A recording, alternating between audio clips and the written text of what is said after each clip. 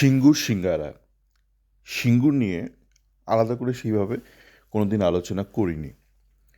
তো সিঙ্গুর অনেকটা সিঙ্গারার মতো।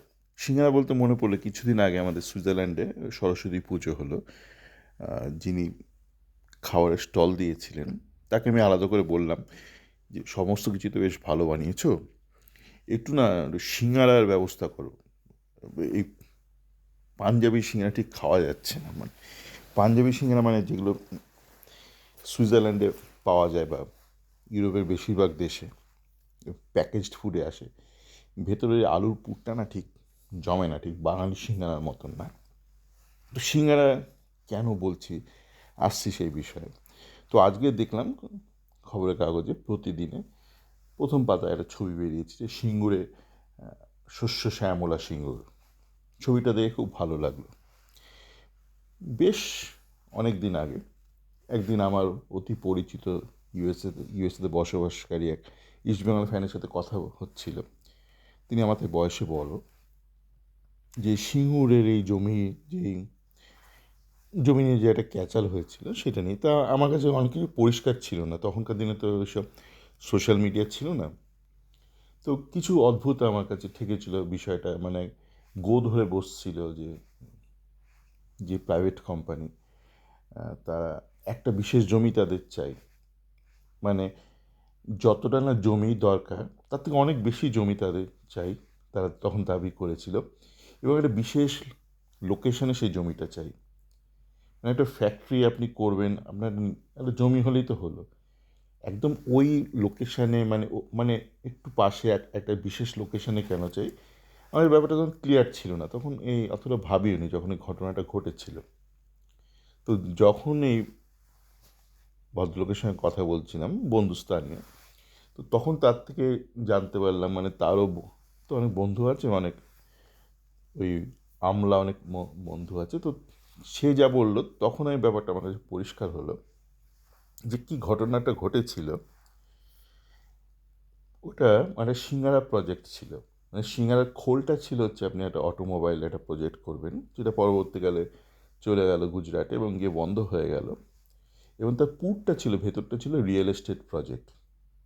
মানে কিছুটা যে অনেকটা জমি কেন চাইছিল, তার কারণ কিছুটা জমিতে তারা ফ্যাক্টরি করতো, বাকি জমিটা চড়া দামে রিয়েল এস্টেট করতো।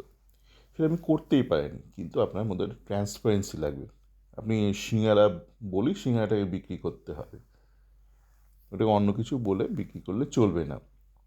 এবার কেন সিঙ্গারার প্রয়োজনটা পড়েছিল, মানে সিঙ্গারা কনসেপ্ট বা ট্রোজান কনসেপ্ট, সেটা হচ্ছে যে আপনি একটা জমি অধিগ্রহণ করছেন, সরকারের মদতে একটা জমি অধিগ্রহণ করছেন। তো আপনার ক্রাইটেরিয়া লাগে, যে ক্রাইটেরিয়াতে আপনি সাধারণের থেকে জমি অধিগ্রহণ করতে পারেন। যে কোনো ক্রাইটেরিয়া দিয়ে আপনি পারেন না। For larger interest of the mass, মানে একটা ফ্যাক্টরি হলে আপনি বলতে পারেন যে সমাজে অনেকের উপকার হবে, কিন্তু এটা রিয়েল এস্টেট হলে এটা কয়েকজন যারা বাড়ির মালিক তাদের উপকার। That doesn't qualify for such a huge cause যে আপনি সবার জমি অধিগ্রহণ করবেন। তাই একটা সিঙ্গারা একটা প্রজেক্ট কনসেপ্ট আনা হয়েছিল। তো পরবর্তীকালে প্রজেক্টটা আমরা জানি যে হয়নি। তো এখন আবার আমরা চলে আসি 2026-এ।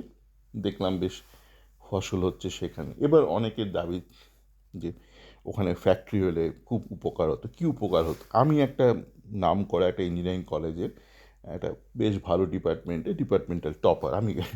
কোনো এটাই নয়, মানে সত্যিকারের ঘটনা।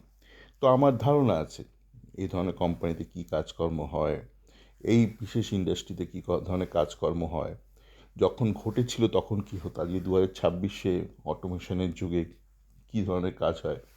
যেটা ঘটনা হলো, আজকের আধুনিক যুগে এই ধরনের ফ্যাক্টরিতে, অটোমোবাইল ফ্যাক্টরি বলুন বা যে ধরনের এই ধরনের মেকানিক্যাল ফ্যাক্টরিতে প্রচুর মেশিনিং, আপনার অ্যাসেম্বলি লাইন আপ, এগুলো অটোমেটেড হয়ে গেছে।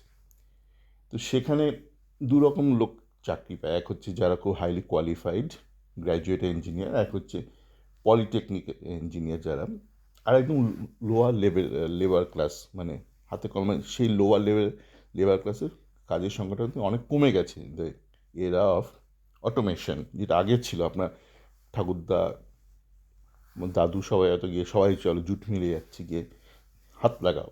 তো সেই যুগটা গেছে, চলে গেছে। এখনও 2026-এ আপনি দাঁড়িয়ে সমস্ত কিছুই তো বদলে গেছে না। আপনি আপনার হাতে যেমন স্মার্টফোন এসে গেছে, সোশ্যাল মিডিয়া এসে গেছে, ফ্যাক্টরির যে মেকানিজমটাও অনেকটা বদলে গেছে আজকের দিনে দাঁড়িয়ে। তো আজকের দিনে দাঁড়িয়ে আপনাকে হয় হাইলি কোয়ালিফাইড, যারা চিল্লাচ্ছে আমি জানি না তাদের মধ্যে কতজন at least diploma engineer, at least diploma তো হতে হবে, ডিপ্লোমাতেও খুব বেশি চাকরি নেই, আপনাকে গ্র্যাজুয়েট হতে হবে। তো গ্র্যাজুয়েটটা তো সমস্ত আইটিতে চলে গেছে। কতজন গ্র্যাজুয়েট মেকানিক্যাল ইঞ্জিনিয়ার আছে বাজারে? অটোমোবাইল ইন্ডাস্ট্রি মূলত মেকানিক্যাল ইঞ্জিনিয়ার, বা যাদবপুরে যেটা পড়ায় প্রোডাকশন ইঞ্জিনিয়ারিং। তো কতজন চাকরি পেত সেখানে? আর যারা যখন চাষি সেখানে, যারা যেমন 3 ফসলা জমি, বছরে 3 বার সেখানে ফসল হবে, সেজন চাষি ছিল, সে কী হতো তাহলে? ফ্যাক্টরি হয়ে গেলে ফ্যাক্টরির ম্যানেজারের বউয়ের হয়ে খিদমতগারি করতো, মানে বাড়িতে আড়দালি হতো। সে একটা ছিল, সে একজন চাষি, একটা স্বতন্ত্রভাবে সে বেঁচে ছিল, মাথা উঁচিয়ে। হঠাৎ করে সে কি না কি, সে ওখানে যে হাউজিং অ্যাপার্টমেন্ট হতো সেখানে দারোয়ান হতো, সেখানে ওই কি গ্রুপ 4 না কি লিখে 4,000 টাকা মাইনে, বা এখন জানি না, একটু বেড়েছে হয়তো, সে তাই হতো। আর তার বউ ঝিগিরি করতো, তার ছেলেরা ওই চায়ের দোকান দিত, বিড়ির দোকান দিত, গুটখার দোকান দিত। আপনাকে ভাবতে হবে, একটা দেশকে এগোতে গেলে কিন্তু পুরো ব্যালেন্স রেখে এগোতে হবে। আপনি যেখানে আপনার দেশের পুরো এগ্রিকালচারাল সেটআপটাকে নষ্ট করে দিয়ে এগোতে পারেন না। আপনাকে সমস্ত বজায় রেখেই চলতে হবে, নয়তো দেশটা আপনার শুধু একার দেশ না। আপনার ভালো হচ্ছে মানে দেশে ভালো হচ্ছে, এটা ভাববেন না। আর আপনি কী করতেন? আপনার চিল্লাচ্ছেন, আপনার কতজন বলুন তো graduate engineer?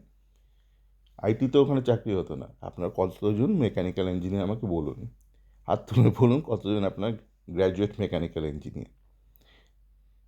At least polytechnic engineer বলুন। যারা চিল্লাচ্ছেন আপনারা তো কোনো চাকরিই পেতেন না, পেলে ওখানে বিড়ি বিক্রি করতেন। অ্যান্সিলারি ইন্ডাস্ট্রি বলছেন, অ্যান্সিলারি ইন্ডাস্ট্রির কনসেপ্ট চলে গেছে।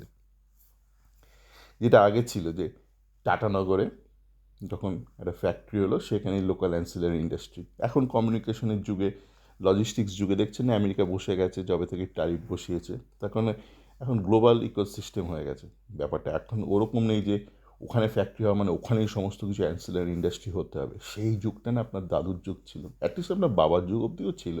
এখন আর সেই যুগটাও নেই। আসলে ভালো থাকবেন, ভাববেন, নিজের জন্য ভাববেন, আশপাশের লোকের জন্য ভাববেন। কেন আপনি ভালো থাকবেন, আশপাশের লোকটা ভালো থাকবে না, ওই মোমো ফ্যাক্টরি হয়ে যাবে। মোমো ফ্যাক্টরি হয়ে যাবে, মানে আপনি ভালো আছেন, আপনার পাশের ফ্যাক্টরিটা মানে ধচা মারা, সেখানে আগুন লাগবে, আপনার গায়ে আগুন লাগবে। তো সমাজকে কিন্তু এগোতে গেলে সবাইকে নিয়ে এগোতে হবে। আপনি শুধু একা এগোবেন, বাকিরা এগোবে না, ঘন্টা বেজে যাবে। দেখুন ঘন্টা বাজছে 4, ঘন্টা বাজছে এখন। চলো, ভালো থাকবেন।